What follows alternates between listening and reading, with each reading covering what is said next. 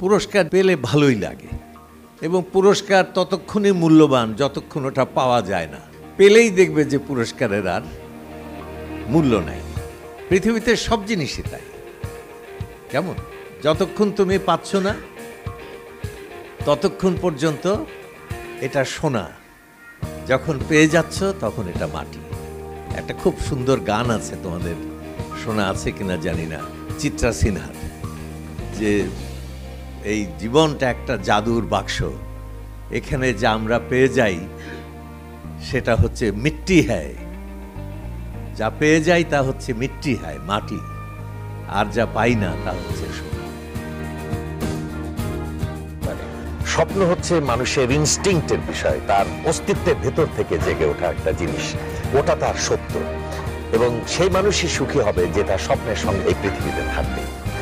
যখন স্বপ্ন থেকে সে সরে যায় তখন সেই মানুষ নিজের বিরুদ্ধে নিজে দাঁড়িয়ে যায় এবং নিজের সঙ্গে নিজে যুদ্ধ করে করে রক্তাক্ত। তোমরা যদি নেতা হতে চাও কোনোদিন কাউকে মানবে না, একমাত্র মানবে কাকে? কাকে?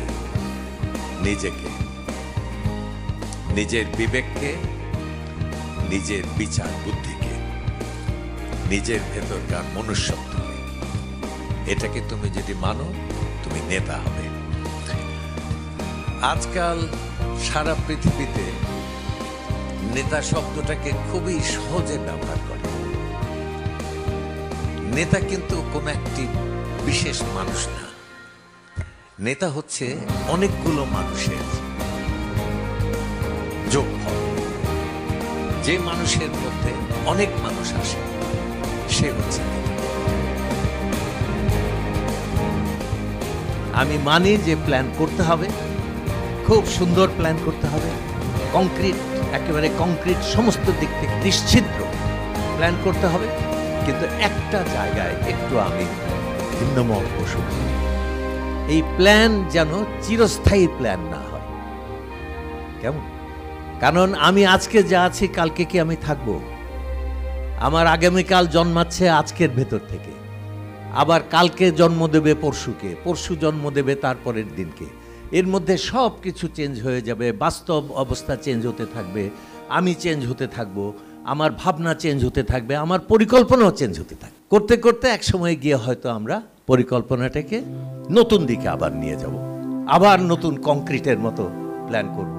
কিন্তু মনে রাখতে হবে যে কোনো প্ল্যানই চিরস্থায়ী ব্যাপার নয়। এটা যেমন একটা ডিঙিকে একটা ঢেউওয়ালা নদীর মধ্যে ছেড়ে দিলে ডিঙিটা এরকম করতে করতে করতে করতে ভাসতে ভাসতে যায়, ধরো হাল নাই, যেরকম যায় আমাদের জীবনও কিন্তু কিছুটা হাল আছে, আবার কিছুটা সেই নদীর ঢেউয়ে ভাসতে ভাসতে আমরা চলে যাচ্ছি।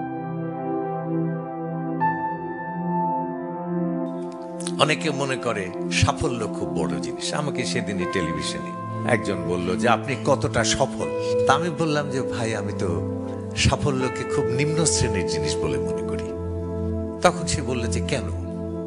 আমি বললাম যে সাফল্য তো একটা বৈষয়িক ব্যাপার, একটা বস্তুগত বিষয়।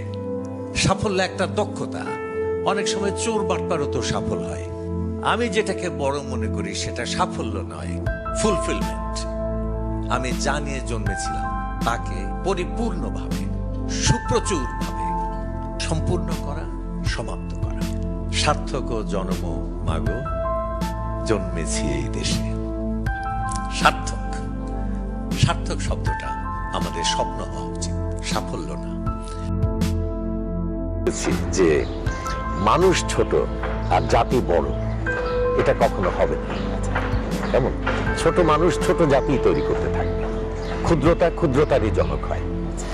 তো সেই জন্য আমরা যেটা ভেবেছি যে আমাদের জাতির মধ্যে বড় মানুষ গড়ে তুলতে হবে, আমাদের বড় স্বপ্ন সমৃদ্ধ মানুষ, বড় আদর্শ সম্পন্ন মানুষ, কার্যকর মানুষ, সংসপ্তক মানুষ, ভালো মানুষ, আলোকিত মানুষ, সেই মানুষকে আমাদের গড়ে তুলতে হবে। তো সুতরাং যদি আমরা বড় মানুষের দ্বারা এই জাতিকে নির্মাণ করতে পারি তাহলে জাতি চিরদিনের জন্য বড় হয়ে যাচ্ছে।